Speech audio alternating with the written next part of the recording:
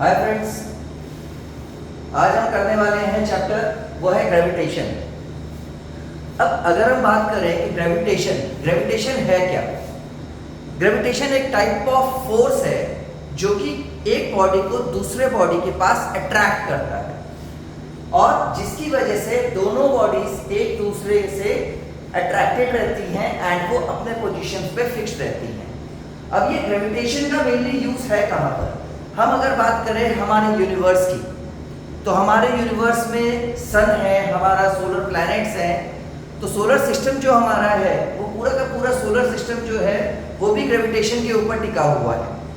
आज अगर हम बात करें कि सन के सराउंडिंग में अर्थ रिवॉल्व करता है, या फिर अगर हम बात करें अर्थ के सराउंडिंग में मून रिवॉल्व करता है, तो ये सब किसकी वजह से है? ये सब है ग्रेविटेशन की वजह से।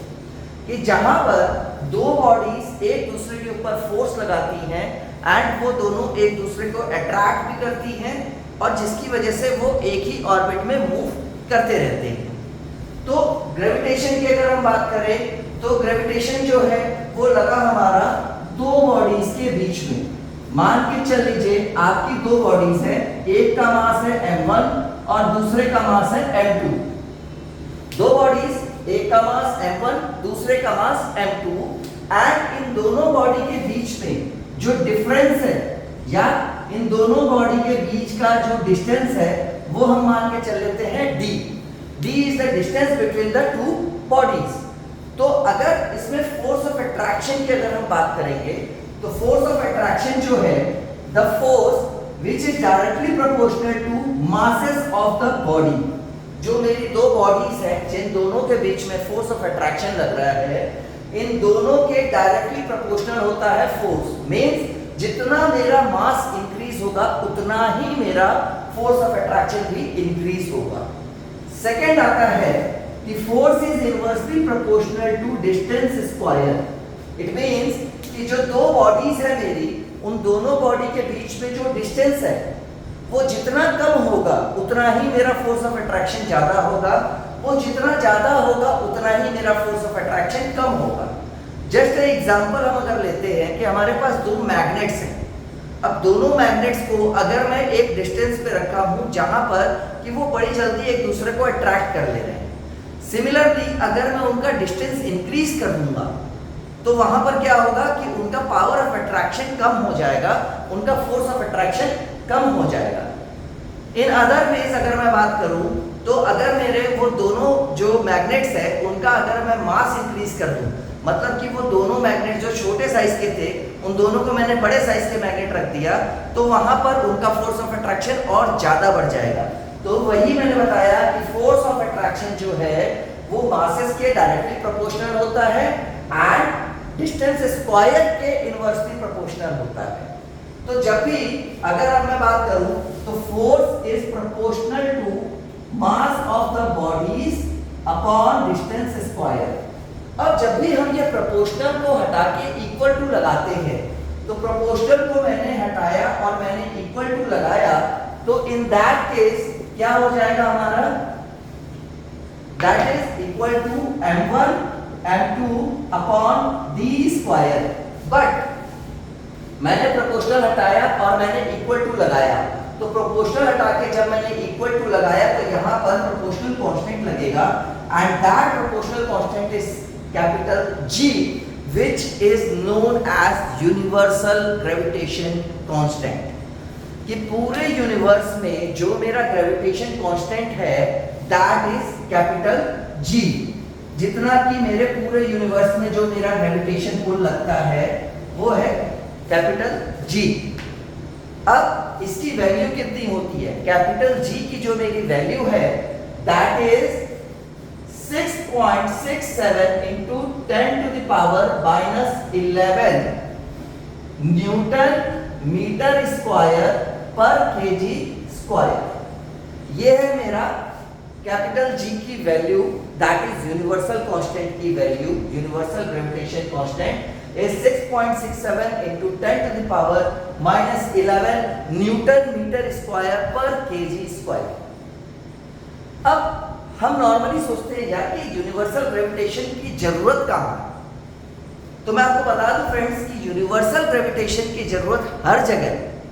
अगर यूनिवर्सल ग्रेविटेशन नहीं होगा तो मेरा सन के सराउंडिंग में अर्थ रोटेट नहीं कर पाएगा, सन के सराउंडिंग में अर्थ रिवॉल्व नहीं कर पाएगा।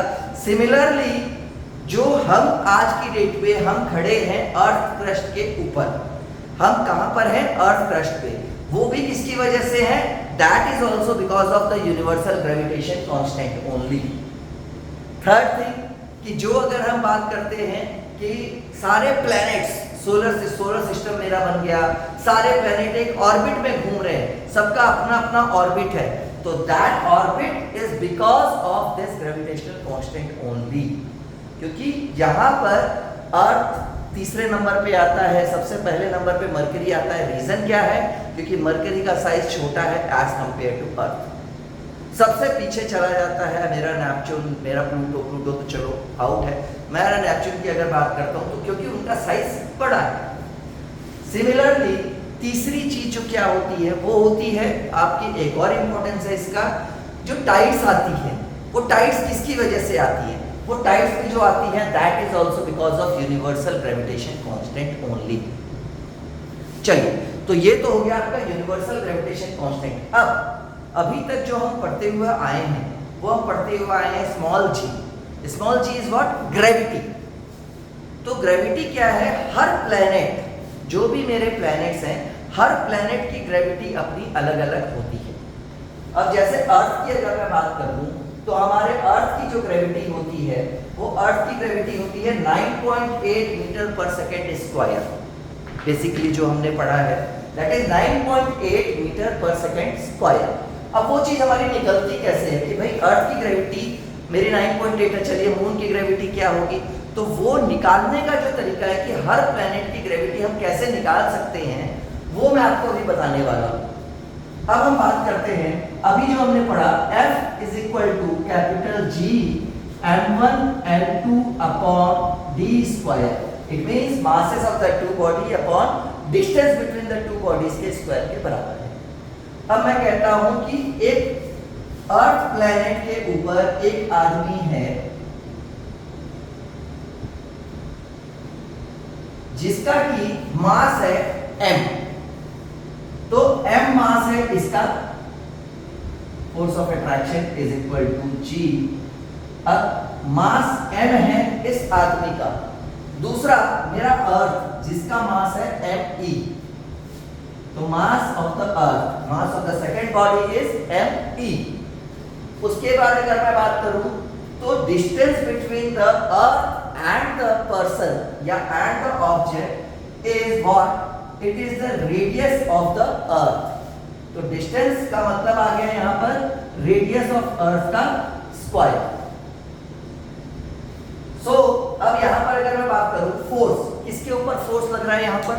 यहां पर ये अर्थ के ऊपर लगा रहा है और अर्थ इसके ऊपर लगा रहा है, बट अर्थ का मास इतना ज्यादा है कि इसका लगाया हुआ फोर्स नेग्लिजिबल है, बट अर्थ का फोर्स लगाया हुआ जो है वो नेग्लिजिबल नहीं है। तो अल्टीमेटली फोर्स किसके ऊपर लग रहा है? फोर्स लग रहा है इस पर्सन के ऊपर। तो what is force? Force is equal to mass into acceleration. And जो यहां पर अर्थ फोर्स लगा रहा है उस फोर्स की वजह से the person is attracted towards the earth, so the force will be mass into gravitation due to acceleration। क्योंकि जो gravitation force अर्थ इसके ऊपर लगा रहा है इसी की वजह से ये attracted towards the earth हो रखा है। तो force is equal to m into g, that is equal to g me m upon are E का स्क्वायर। अब ये मास से मैं इस मास को कट कर देता हूं। तो now small g will be capital G M E upon R E का स्क्वायर। इस तरीके से अब मैं यहां पर मास ऑफ अर्थ डालूंगा, यहां पर रेडियस ऑफ अर्थ डालूंगा। यूनिवर्सल ग्रेविटेशन हमको पता ही है that is 6.67 into 10 to the power minus 11 newton metre square पर केजी स्क्वायर। जब मैं यहां पर इनकी वैल्यूज डालूंगा तो we will get small g is equal to 9.8 metre पर सेकंड स्क्वायर। अब मान के चल लीजिए अर्थ की जगह मुझे मून का निकालना है, मुझे जुपिटर का निकालना है, तो सब जगह पे हम क्या करेंगे, मास जो है वो उस प्लेनेट का रख देंगे और रेडियस हम उस प्लेनेट का रख देंगे। दोनों चीजें जब हम रख देंगे तो हमारा उस प्लेनेट का ग्रेविटी निकल जाएगा कि उस प्लेनेट की ग्रेविटी क्या है। ये है हमारा ग्रेविटेशन के बारे में, जो कि एक को आपको मैंने बताया यूनिवर्सल ग्रेविटेशन क्या होता है, एंड दूसरा मैंने आपको बताया कि पर हर प्लेनेट का ग्रेविटेशन क्या होता है और हम इसको कैसे निकाल सकते हैं। नेक्स्ट क्लास में मैं आपको बताऊंगा कि प्रेशर क्या होता है, थ्रस्ट क्या होता है, आपका प्रेशर हम कैसे निकालते हैं, बुयांसी क्या होता है, ये सारा मैं आपको नेक्स्ट वीडियो के अंदर जरूर एक्सप्लेन करूंगा।